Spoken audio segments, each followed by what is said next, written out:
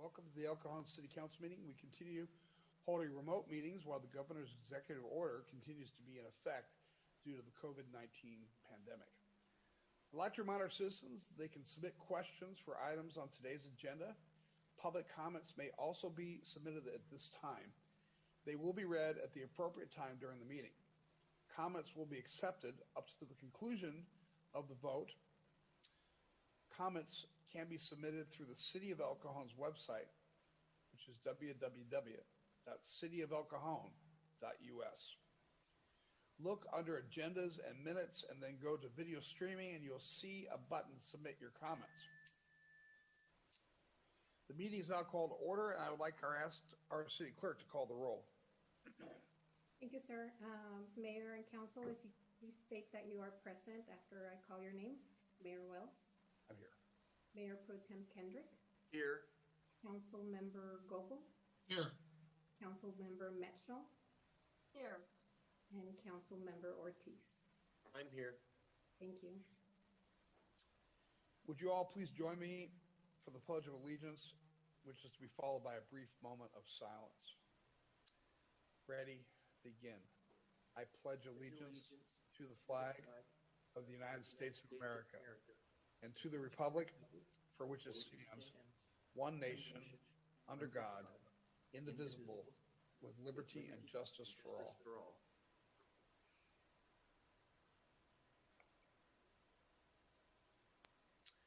Thank you. The city clerk posted orders of adjournment of the March 9th, 2021 meeting and the agenda of the March 23rd, 2021 meeting in accordance with state law, council, and housing authority policy.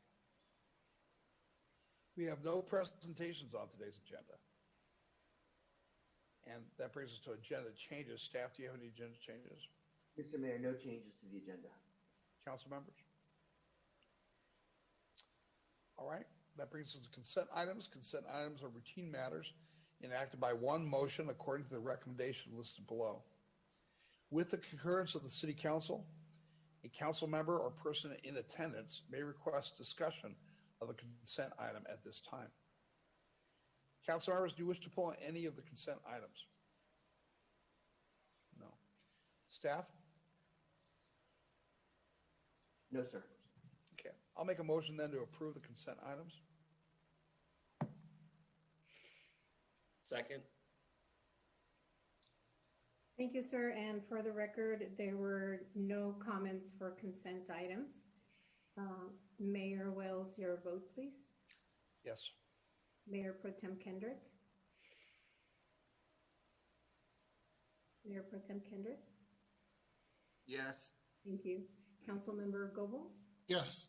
Councilmember Metschel. Yes. And Councilmember Ortiz. Yes. Motion carries by unanimous vote. Public comment.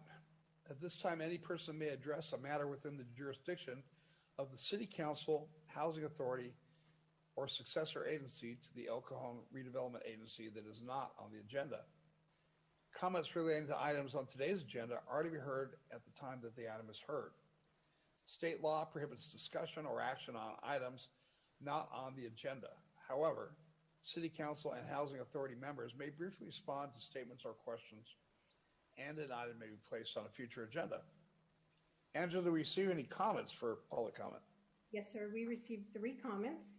The first one is from Michael Mylar, and it reads, "The distribution center project near Gillespie Field looks exciting and just what we need here. I read it will bring many jobs. I also read that the added traffic will not happen during rush hour. I'm happy to see jobs." Next comment from Daniel Bickford. "I'm excited about the project, the prospect of adding this center in the area for the following reasons. As there are no taxes currently incoming from this lot from the county, improvements will bring much needed property taxes to the community. Jobs, 300 to 500 jobs will come to the community. Greenhouse gases, our local Amazon packages are currently distributed out of Poway and Chula Vista. Having a local center will save thousands of miles travel for about 260 vans. The lot is already zoned for the intended use of this project. And it continues, I researched this project and found a lot of speculation of logical fallacies on social media. After going through airport inaccuracies, speculation, and conspiracy theories, there are only two issues that seem of merit: noise and traffic. Noise, if it's an issue, may only be an issue for those neighbors that share a common plot line with the project.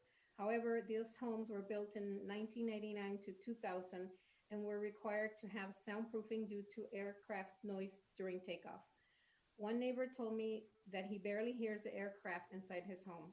I do understand if the plan will use backup beepers on the vans, but I believe that has already been addressed. Traffic could also be an issue, but it appears that the traffic in and out of the plant will occur during non-peak hours. In conclusion, I support this project with a stipulation that the council directs staff to remain vigilant to the concerns and mitigation for noise and traffic. And the last comment is also regarding that center is from S. Osborne. And they write, I support the building of the distribution center on Weld and Cuyamaca. It will bring good local jobs and add revenue to the city. End of comment and end of the comments. Thanks, Angela. There are no written communications today. We have no public hearings on today's agenda. We have one administrative report on today's agenda, which is item 7. It's the city council priorities implementation plan. And I'll ask staff to tell us about this, please. Thank you, Mr. Mayor and members of the City Council. Staff is excited to present the draft 2021-22 priority implementation plan for the City Council. And as you recall, let me go to the PowerPoint. Sorry about that. I got carried away.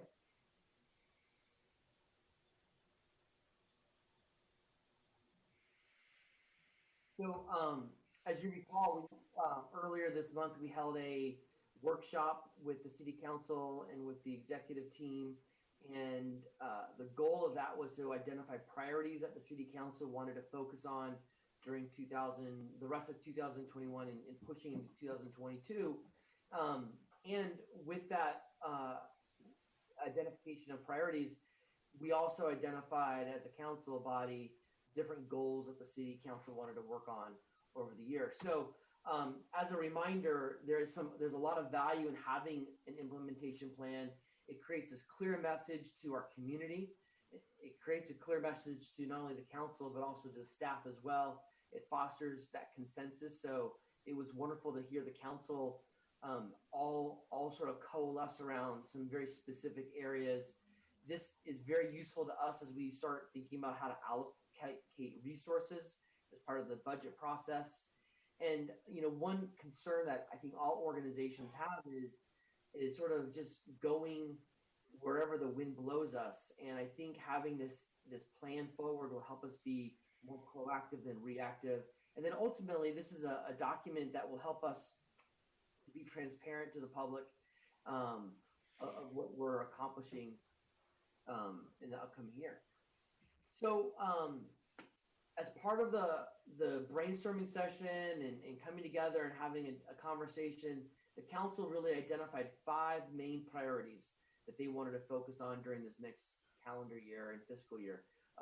Communication and civic engagement, economic development, enhancing the appearance of the city with a focus on its entry locations into the city, homelessness, and public safety. And these are listed in alphabetical order.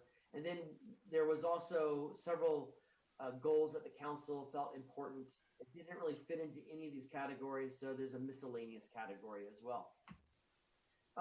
One of the things that I thought was important as we present the implementation plan is to have an actual document that we can use. And this document not only identifies the outcomes, it also identifies the responsible department.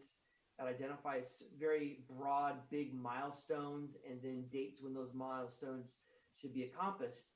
So this matrix that is presented as part of the agenda report, not only is it a planning document, it's also a reporting document and eventually an accountability document. So throughout the year, council can look to see where you're at with your goals, and you can assess frankly, my ability to lead staff in accomplishing these goals. So it ends up having a lot of different values, and so having this published, adopted document, I think, has a lot of value.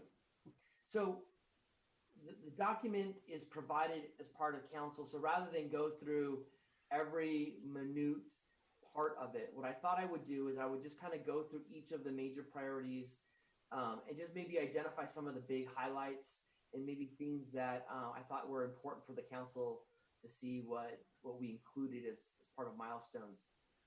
Part of the purpose of this agenda item is, one, to answer questions, but it's also, if hearing all this, the council goes, whoa, that's not what I remember talking about. This is a great chance to sort of pull back from what the document says, and if there's an opportunity to rehash or to revise what staff's presenting, that's would be appropriate to do. And then ultimately, we're looking for just overall feedback. And then once that's done, if we can have some consensus during the council meeting today, I'd recommend that the council adopt the plan with any adjustments that you make. So is the council okay with sort of that process moving forward? Okay, I see heads nodding. So when it comes to civic engagement and communication, one of the things that we realize that we do is we communicate with ourselves, we hear from council, but we don't really hear from the public and what they want to hear, how they want to hear it. So we thought there's some value in actually hosting a community focus group, and I'd actually recommend groups where we reach out to sort of beyond the usual suspects and get a lot of different input on what people are interested in hearing. We would then bring that information back to the city council sometime in the summer and receive your thoughts on it. And then from that, we would actually have a real good, what I would call a communication plan. And then we'd begin implementing that plan starting in the fall. One of your goals had to do with leveraging technology. And I think it really does play, it's heavily involved with the first goal. So I think there's some value in seeing what happens with the focus groups. But, I do want to present sometime sooner than later some of the work that we've done on social media, and maybe compare some of the work we've done in previous years. I think we've made some big strides from a local government perspective in the use of social media. So I think there's some value in the council getting a report, and then also providing some feedback on how we can do better as a staff. In terms of economic development, developing a comprehensive economic development plan is no small task. There are some cities that use massive grants and spend 2 to 3 years preparing this. We're recommending something faster, a little more nimble, breaking it up into chunks, some of it probably requiring the use of consultants to help us, but focusing on small businesses. What are some things that we can do for them now, including the use of some of the federal relief money that we're receiving. So the timing for this is really good. But then also look at maybe some ways to bring in a consultant to help us understand our market better, understand what we should be attracting. You know, one thing that staff and I have talked about for a while is attracting biotech companies. Well, maybe that's not what the market demands. And so that would be silly for us to spend time and effort and resources on that when medical supplies, for example, is more of a market for El Cajon or something else. I'm just spewing out industries. So there's a lot of value in having somebody study our market, study the regional market, and understand where we fit into that, and then we can very strategically target those types of businesses to come to El Cajon. One of the other goals that you had was to sort of analyze some policies specifically around the downtown specific plan that may be outdated, and maybe some of those policies are creating lack of development in areas, and we'd like to bring something forward sooner than later, and we think we have some ideas, and that analysis can move forward pretty quickly. The council talked about enhancing the image of the city by focusing on some locations as we enter. I got to tell you, of all the things, just so you know, we have a lot of different subcommittees that are working on all these projects. The group that was perhaps the most excited, if you judge excitement based on PowerPoint presentations, was this group. They have so many big ideas and they cannot wait to present them to the city council. They wanted to do it tonight, or today. I said, let's get an adopted plan first before you start presenting things. But they have some really cool ideas that I think we have some one-time funding that we can utilize to implement these ideas. So we're really excited about those. As part of that, we're going to work as in the city manager's office to identify some properties that are empty around our commercial corridors and see what we can do to help facilitate some development there. So this is kind of an exciting project for us. Homelessness continues to be an issue. In fact, we're going to share 2 slides of different things. I'll focus on the second goal first that's listed, coordinating with other East County jurisdictions. I think we're getting close to developing an MOU with the county and with some of our other cities as we've been talking about this. One of the goals that I have as part of this MOU is for our neighbors to step up and do some things that we've been doing in years past, including the county developing homeless shelters in Lakeside and Spring Valley and taking some pressure off of the city of El Cajon. And I think there's the appetite to do that right now. And so I think that's a really important goal that we can see some headway on in the next few months. The other goal that you guys talked about is increasing enforcement of drug dealers that are currently supplying drugs to our very vulnerable homeless population. There are a lot of limitations. There's a lot of unknown consequences, and we think there's some value in presenting a plan to the city council. Sorry about that. And we think we have some great strategies to move forward. So we look forward to that discussion with the council and with some strategies that make a lot of sense that we can get a lot of bang out of the buck. So we plan to present that to the city council in the summertime and then start implementing again once we get some feedback from the city council. And then our encampment program, cleaning up our encampments. It's an ongoing issue. We think we've been doing this for a good 2 years now. We think there's some opportunities to expand. We do think that there's some value in power washing areas of encampments. This does a few things. One, it shows the public that we really are taking the cleaning of our community seriously. 2, I think it also helps with some enforcement issues. So we'll probably be analyzing our municipal code and probably bringing some modifications to the municipal code back to the city council so we can do more power washing in the city. We think there's some opportunities to expand our contracting services for cleanup. Power washing would involve a contract as well. We think that just overall, our team goes out, they're out at 6 in the morning, you don't see them, the community doesn't see them.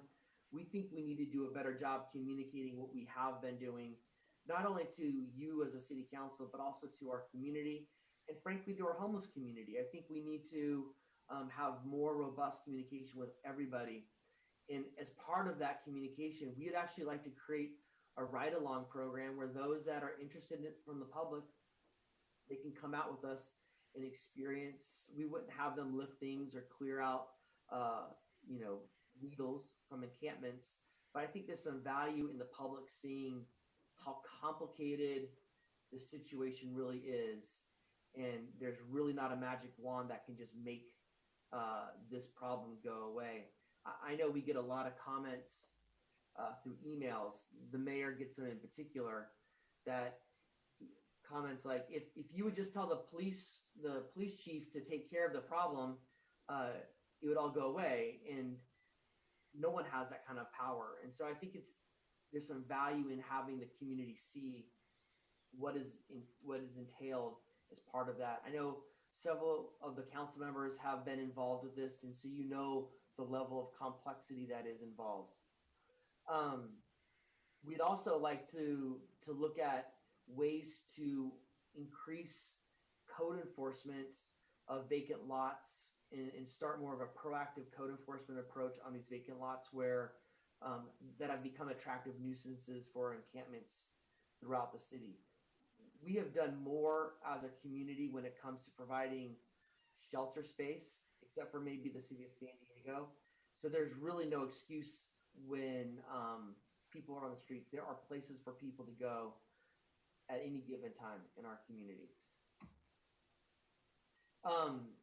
Shifting to public safety, one of the things that the council talked about is implementing technologies, which is really good because one of the goals that you had us work on last year is developing this El Cajon Smart City Plan, which we're about to unveil to the city council soon.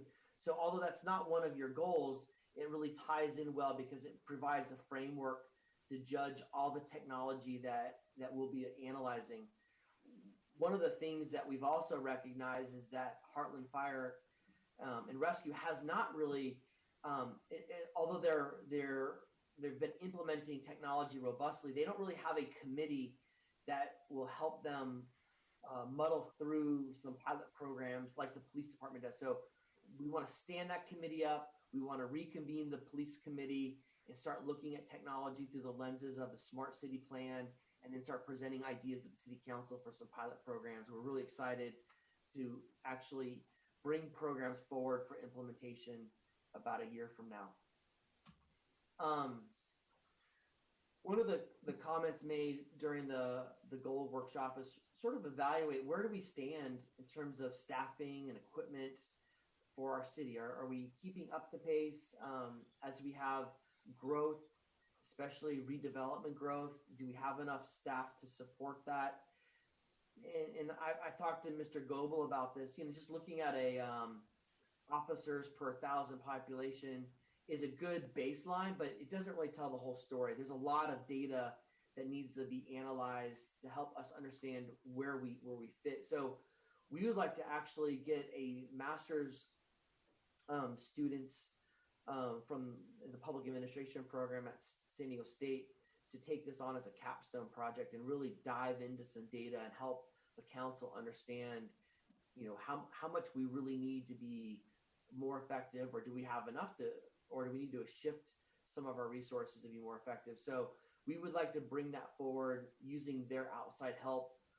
A lot of cities will bring in a consultant to do this. We think there's some value of engaging with students to help us with this. Council also talked about human trafficking, the issue of human trafficking. There's a lot of work that's been done already by the district attorney's office. So we just really need to tap into that. So we want to use their resources, do a better job at sharing what we've been doing regionally, and we would bring something to the council. We'll start increasing social media, sharing the DA's resources about human trafficking. And one of the things that we also talked about doing is, as staff, fire personnel, public works personnel, code enforcement personnel, we interact in locations where we may be seeing human trafficking, but we're not currently recognizing it. So we would actually like to create a robust program so every staff member at the city is trained in human trafficking and how to recognize that. So we can actually all be resources to our police department and to the regional effort. Getting to some of the miscellaneous items, council talked about an election integrity ordinance. Ms. Cortez, our city clerk, already has some information put together. We think we can probably bring this forward to the council before the deadline of June, but we put that just in case of budget constraints and a lot of time that's going to be taken up by presenting the budget. But we'd like to bring something sooner than later on some ideas of what's occurring in other cities. Based on your feedback from the council, we would then draft and present an ordinance for adoption well before the next election. You also talked about what can we do to modify some of the zoning regulations that we have and maybe explore some policies that relax some of the COVID regulations that we have relaxed, but make those more permanent. Those are actually kind of two goals that you had talked about. We kind of merged them into one because they relate with each other. I think we're ready to present some great information to the city council about this. We started doing some work with the planning commission about this very topic, actually, about some zoning relaxation. We think there's some value in bringing it forward as we talk about some state mandated housing regulations that will be part of your housing element. So rather than seeing it in piecemeal, there's some value in packaging it all together and bringing that forward to the council sometime in early fall. Mr. Goebel, I wanted to get some clarification from you, but he had brought up the idea of looking at our sign ordinance. One thing that I don't think was said during the workshop, but I think I've heard from several council members about this, so I added the word window treatment. Some of the concern isn't just lights on signage, but it is some of the lights that that surround a window or included in a window. If that's something the council wants taken out, we can certainly take that out. So that's a piece of feedback that we'd like to get from the council today. And then we also talked about sort of what we're doing as an organization to promote well-being or mental wellness amongst our staff. So we'd like to present some, we've actually launched a lot of programs recently. We'd like to get some more data on how well those programs are going. So we'd like to present something to the city council in November and get some feedback on some current future ideas. So with that, council, I'm here to answer any questions that you may have about it, get some feedback, make any changes, and then based on those changes, staff would recommend that the council adopt the implementation plan based on any changes you have. So I'm going to stop sharing, but I can bring this back up if need be. All right, questions, comments? Well, Graham, I think you hit it out of the ballpark on this one. Just about everything I've been concerned about was addressed. Maybe I'd like to see some permanent outdoor dining, or at least maybe a test period where it's another year or two, because a lot of these restaurants are really on the ropes. And if we could increase their capacity at virtually no cost to them, that would be great. It would be a shot in the arm to the restaurants all across the city. And actually, I've eaten in some of the outdoor restaurant facilities, and it's really nice. It was very pleasant. I think that as far as the lights and the windows go, I'd like to see photographs, examples of what we think might be good, what we think might be bad. I know there were some issues about public safety is one of the reasons that some of the businesses put them in there to begin with. So it's a question of whether it looks good or looks gaudy. And I'm not really an expert in that. So maybe we need at least I need a little bit of help on that one. I think the election integrity ordinance is really important. I think it's important that we follow the desires of the citizens of El Cajon when they voted for districts. And I think it's terrible if somebody doesn't live in the district and runs. Then that people in that district don't have the representation that was expected by the voters. I think maybe want to take a look at as far as technology, the drone program they have in Chula Vista, where they send out a drone in certain cases. About half the time the police are called, the drones take a look. So the police are really prepared to see what's going on, so they don't go into a situation blind. I think it's good for the safety of the police officers, and it's good for the safety of the citizens. So,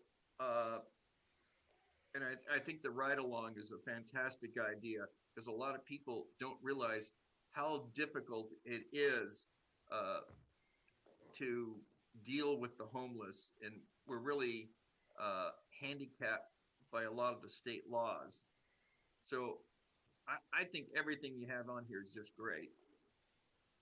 Mr. Kendrick, thanks. I'll just respond to some of your comments. So, we didn't give you how the sausage is made and the milestones. So I took your comments. Those will go into the sausage making part of it. So I really appreciate that.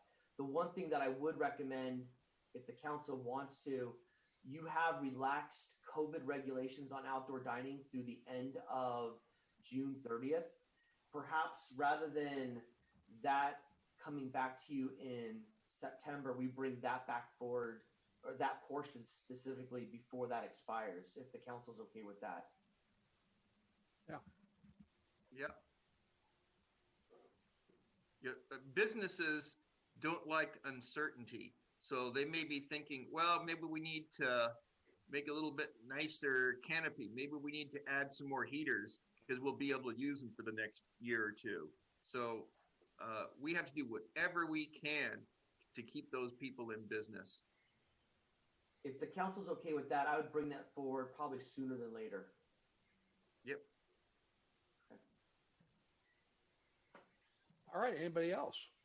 Yes. Michelle? Okay, Graham, can you bring back the slide that had the information on the homeless?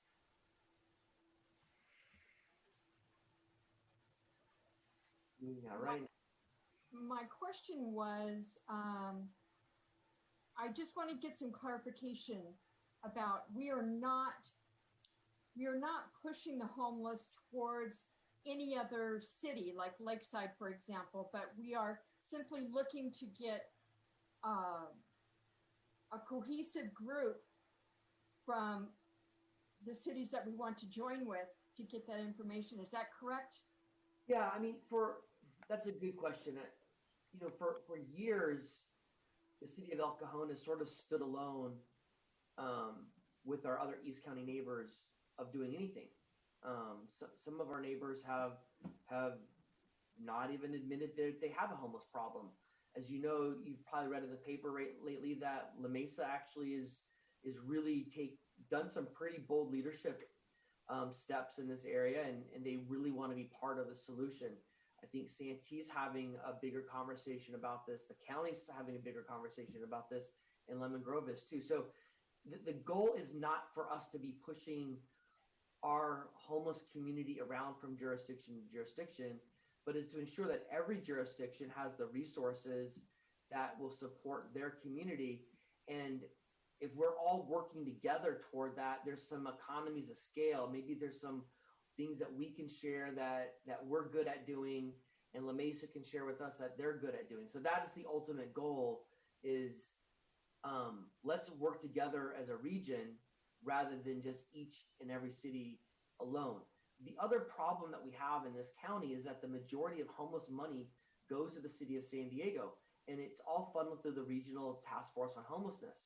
The city of El Cajon just isn't big enough to be a magnet for that money. But if the East County cities, including the county, are involved, it allows us to step forward and go to the Regional Task Force on Homelessness and say, where's our share? We need more funding.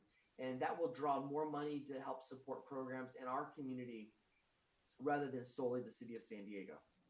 Okay, because I think that there's some concern from citizens that, maybe watching our actions regarding homelessness, and that we're going to expect Lakeside to build a shelter. I don't think that's what you're saying.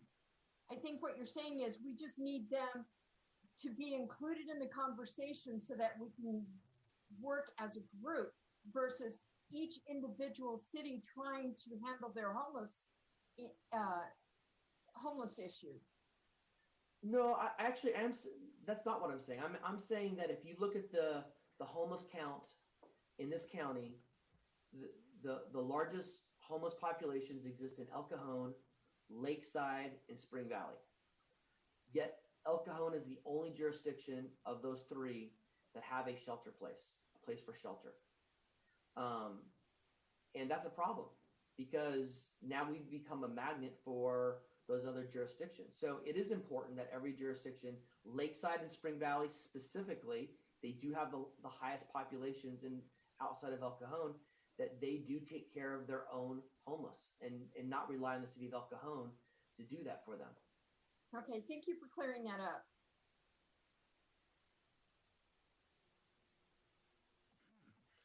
Hey, Graham.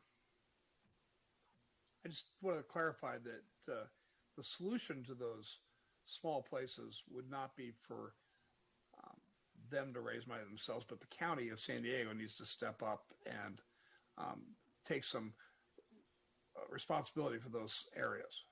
That's correct. I mean, for example, we don't have a homeless shelter in El Cajon that it's operated by the city, right? We have a partner in ECTLC that we fund. That's what we're expecting to occur in other jurisdictions, that the county of San Diego will either build on their own or will fund through another organization a facility similar to ours. And if everyone had something like that, then there would be more equity. Are you having any meaningful conversations with the county about this? Yes, we've actually, we're on our third meeting about this very topic. Great, and they seem responsive? They've recognized that they have not stepped up in the past, that there's been a lot of lip service. And so the East County cities have, I'll just say, call them to task that they do need to start putting their money where their mouth is. Okay. More questions, comments? Steve. Okay, I'll go through kind of slides in order, I suppose.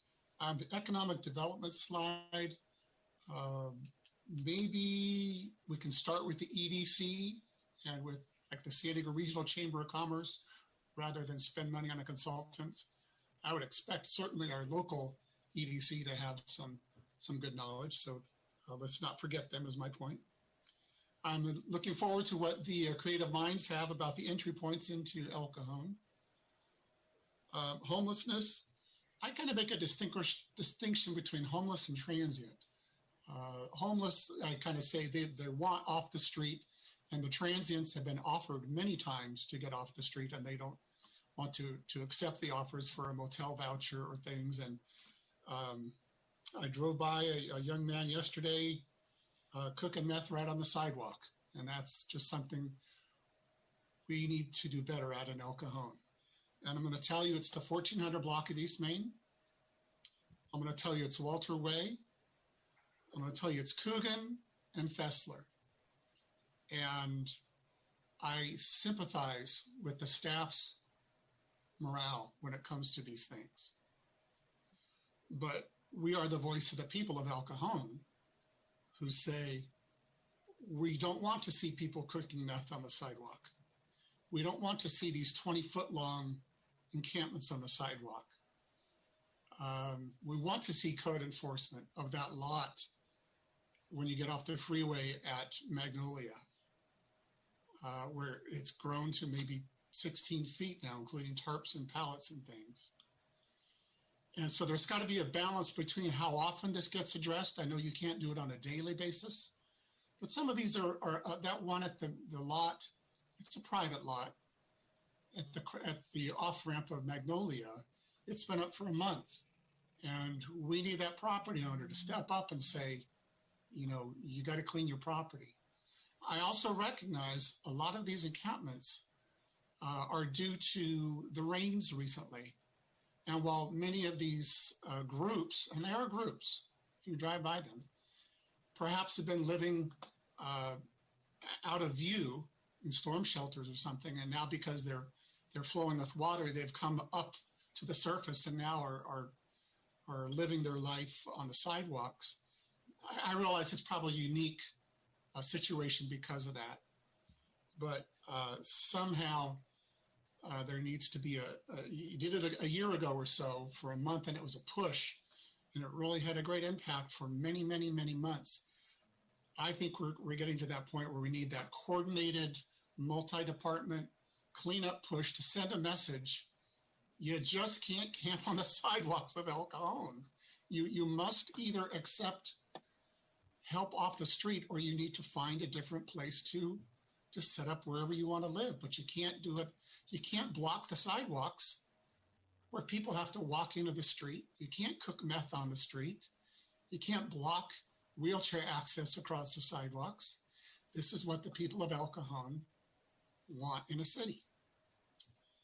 Public safety, To go on that really fast, I completely agree. And we are bringing forward a homeless update at your next council meeting. So we'll have opportunity to talk about it a little bit more too. So Sounds good. The public safety angle, I sit on Sandag's Public Safety Committee where we share information among different departments.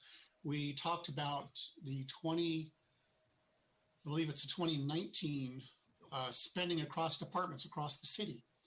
El Cajon was at 1.19 officers per thousand. The regional average was 1.22. There's a lot of caveats in there. Those are the budgeted positions, not necessarily on the road positions, because some could be on modified duty, some could be open, unfilled, some could be out on sick. So 1.19 versus 1.22 for the region. We're pretty much in the middle. But when you look at the budget, in that report, it was 46% of our budget goes to the police department. No other city in the county allocates more to their police department than El Cajon, and a tie with the national city at 46%. So you have to look at the two of those together, not just officers per thousand. I asked the group, I said, what about calls for service? Can we use that as a metric? Because we know El Cajon has a tremendous number of calls for service. I think their definition is calls responded rather than calls coming in from the public. And that would be another measure of perhaps activity, but then you get into some political discussions about why some cities are busier than others and things like that. I'm not sure that we didn't really get anywhere with that. The human trafficking part, we have heard some concern that El Cajon does not have a regular seat in attendance at the task force. But I'm comfortable with the way the chief manages however he chooses to engage in that topic. I'm confident he is addressing the topic in the way that he does. So I'm going to give the chief the latitude to decide how to address that and not let a regional agency dictate that we have to have somebody sitting up there twice a month. Election integrity, as Councilman Kendrick said, that's so important. I have another reason. If you don't live in the district and you're on the ballot, you took votes away from all the other valid candidates. And that can make a difference sometimes in the outcome of a race. So I think that's actually a very timely and important topic. I agree with having an extended restaurants outdoor option for a period of time. Perhaps the clock starts at the end of the public emergency. Signage, I'm concerned about the Vegas look of downtown El Cajon at night. Flashing signs, multiple colors, very bright lights. I don't want to come down too hard on businesses, but I don't want it to look like the Las Vegas Strip. And certainly the flashing lights and the multicolors and the brightness, we're pushing that envelope. Those are my comments. Thank you. thank you, very helpful. Can I jump in real quick? This is Phil. I think I agree with all of my colleagues, especially Councilman Goebel and his illustration of the homeless situation. I think the goal and the plan that the city's put forth to increase, address homeless encampments, debris, the ride along, I think is an outstanding idea. Maybe even document via video or something like that to give some kind of a log to show, what we're doing and how we're implementing not only the compassionate side, continuing to offer services, but then also the enforcement side of saying, you can't cook meth here and continue that balance approach, I think is a great idea. And I want to also, I think we're all on the same page when a lot of these strategies are multifaceted to knock out two birds with one stone. When we want to develop or give incentives to businesses or developers to develop land or an empty lot, that's reducing the opportunities for encampments to pop up on these empty lots. And when we're proactively enforcing code on these empty lots, that's reducing the opportunity for homeless encampments to pop up. So I think anytime we can, when these objectives are cross-pollinating, so to speak, I think we really got to push forward, and I would put those to the forefront. And the election integrity, I want to thank Stephanie Harper for mentioning that. That was an outstanding idea to have another level of verification to some point. So I don't have any feedback with regard to whether you captured what we wanted to address as a council, at least from my end. I'm curious to see and anticipating and excited to see, what your term, Graham, the sausage making process looks like. What does this look like moving forward? What are some of the specific plans to implement? Give us some of the obstacles and keep it going. And yeah, thank you very much. I appreciate it.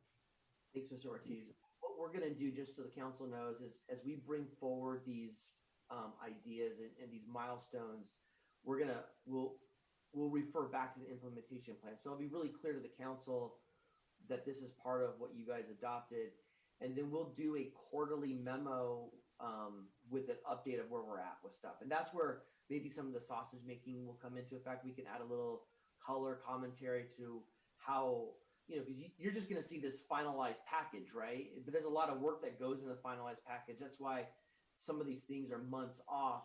We'll kind of let the council know where we're at and what we've been doing to get to that point. So that's kind of where some of the detail will come. I think there's some value for the council to see some of that behind the scenes stuff, which would be a public document, so it can be shared with the public. Oh, I also wanted to say that I completely agree with Councilman Goebel about the flashing lights and the moving lights and multicolored and excessively bright lights. I don't want downtown to look like Las Vegas. I think it can be tastefully done.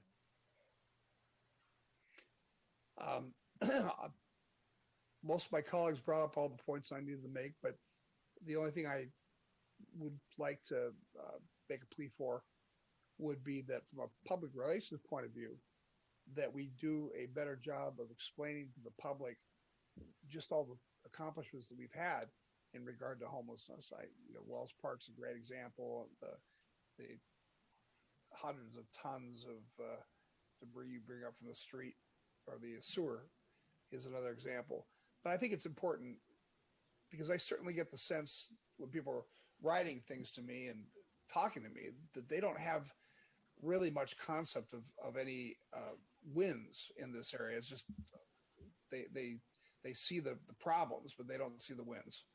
And they don't necessarily see what it could be like if we hadn't done the things we've done. So other than that, I'm going to go ahead and ask Angela if we have any public comments on this item. We received no comments, sir.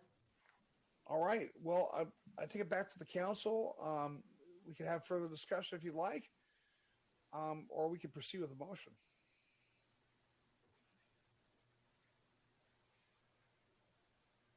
I'll move to adopt the staff recommendations. I'll second. Mayor Wells, your vote. Yes. Mayor Pro Tem Kendrick. Yes. Councilmember Goebel. Yes. Councilmember Mitchell. Yes. Councilmember Ortiz. Yes. Motion carries by unanimous vote. Great. Mr. Mayor, can I just make a quick comment? Yeah, sure. I got to tell you, and maybe this is not the appropriate time to share this, but I thought maybe it is.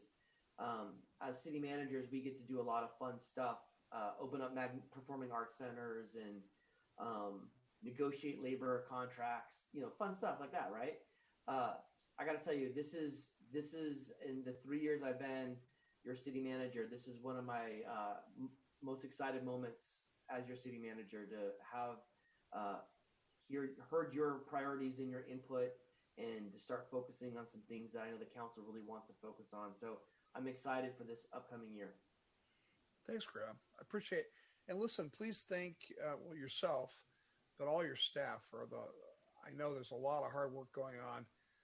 We're excited to see their ideas and excited to partner with the whole staff on making this all happen. So thank you. You're right. And as you know, we surveyed all of city staff. We had our mid-management group with over 60 employees all involved with kind of getting ready for this. There's a lot of people involved. There's a lot of energy because of this. So I want to thank the council for spending the time to work on this. I think it's energized our staff. So I'm excited to get them involved as well. Great. Thanks. Okay, I'm going to move on then to commissioner reports, of which there are none today. Item 8 is my report, which is as reported. We're now at activities for council members. Councilmember Kendrick. As reported. Councilmember Mitchell. As reported. Councilmember Goebel. As reported. Councilmember Ortiz. My activities are as reported. We're at joint council member reports, and item 13 is a joint council member report from Councilmember Goebel and Mayor Pro Tem Kendrick. And would you all tell us about this, please? Sure. For the past year, we've been shut down quite a bit. Everybody has due to the pandemic. And especially kids who have not been in school, especially seniors who have been isolated for their health, because that was certainly the most at risk of severe impact of the pandemic. And so it's had a negative impact on people's physical and mental health past year. I think with the vaccinations picking up, that maybe this summer, perhaps June, we might be back at a point that we could start resuming our recreation classes. Certainly now we know that contact sports at the high school level are able to proceed. And if we keep going on a current track, we might be able to not have them be tested before they play. We just get back to playing ball. So I thought, well, you know, one of the things we have is unallocated funds, both in CDBG and I believe we're getting 34 million in this American Rescue Plan, which has even fewer strings. And wouldn't it be great if we could offer dollar days? And that would be, you can take any recreation class through the end of some period for $1. And this would be especially great for kids because we know they participate in tumbling and in soccer and basketball and crafts and things like that. Maybe we have classes for seniors that we could test that we've never tested before because we have some money in CDBG or even ARP funds. And so one of the first thoughts is, well, what's that going to cost? If you only charge $1, how much income are you giving up? Can we afford this? The prior fiscal year before COVID, the city took in roughly $550,000 in income from class fees, $550,000. And if we get a little bit of a bump because it's only $1, it could be $600,000. So that's the potential cost that we would need from COVID CARES and ARP funds. So I'm asking the council to send this to staff to answer a bunch of questions. How long would you suggest this last? What is the cost? How would it be funded? What are the pros and cons? Are there any additional new classes that we could test in places we haven't done before because we have these one-time funds? And one of the outcomes may be we get more people to try these classes because they're essentially free. And long-term, they may be new users, ongoing new users of the Recreation Department classes. And the Rec Department may find new classes that it may offer going forward that it couldn't test because of budget reasons. So for those reasons, I'm asking the council support to send this to staff for fleshing out. Great. Sounds like a good idea. Gary? Well, I think one of the reasons this is a good idea is because it kind of jumpstarts society again.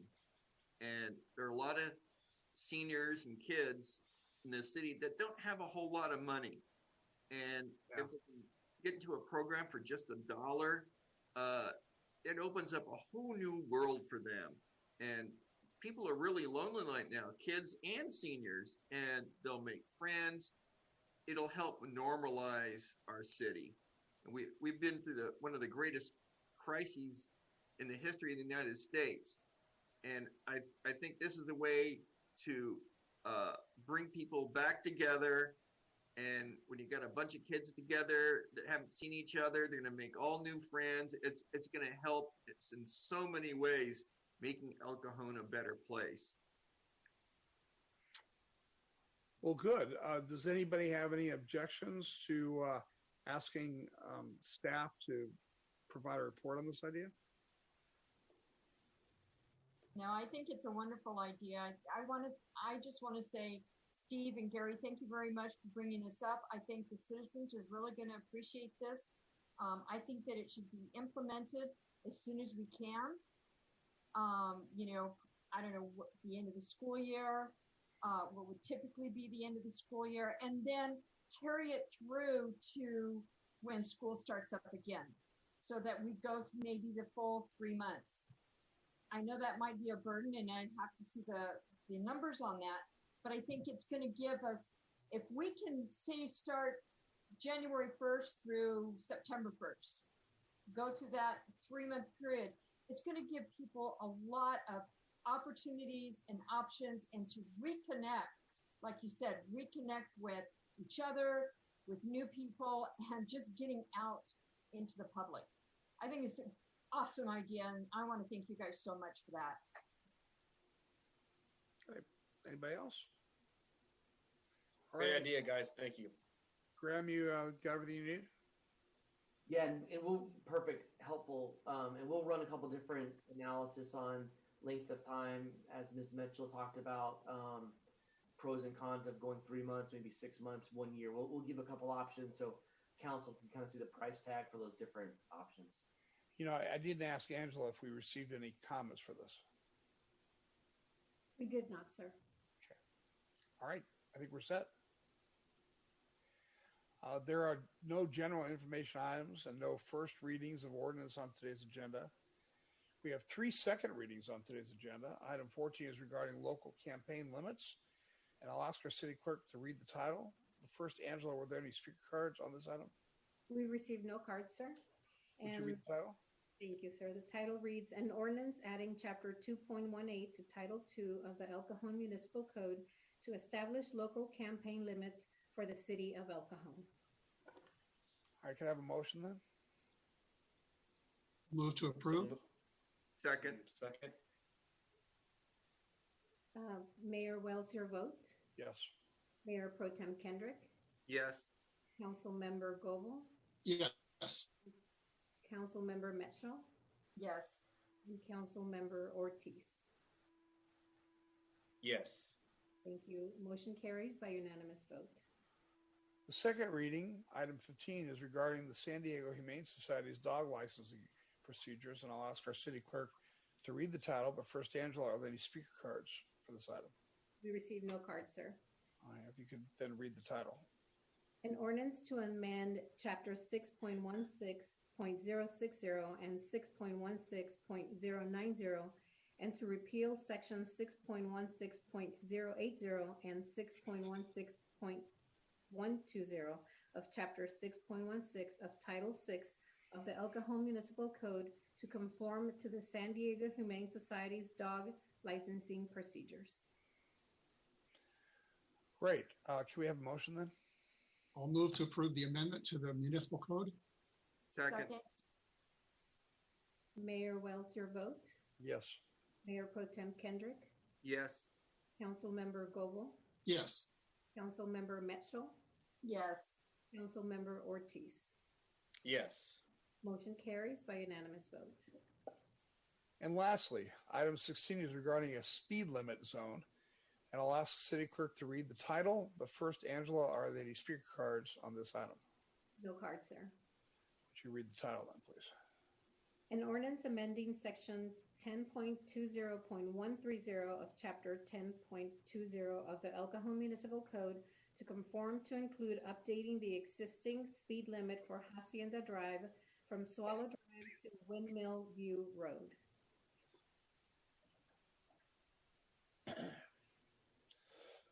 Excuse me. All right. Can we have a motion then?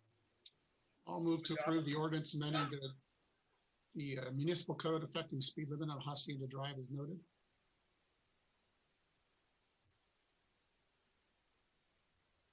Second?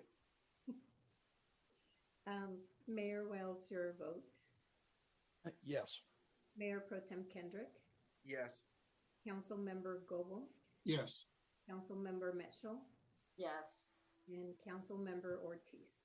Yes. Motion carries by unanimous vote. Thanks, Angela, for all those. All right, there are no closed sessions on today's agenda. This brings us to adjournment, the adjourned regular joint meeting of the El Cajon City of Council and El Cajon Housing Authority, held this 23rd day of March 2021, is adjourned until Tuesday, April 13th, 2021 at 3 o'clock p.m. Thanks, everybody. Have a great week. We'll see you in 2 more weeks.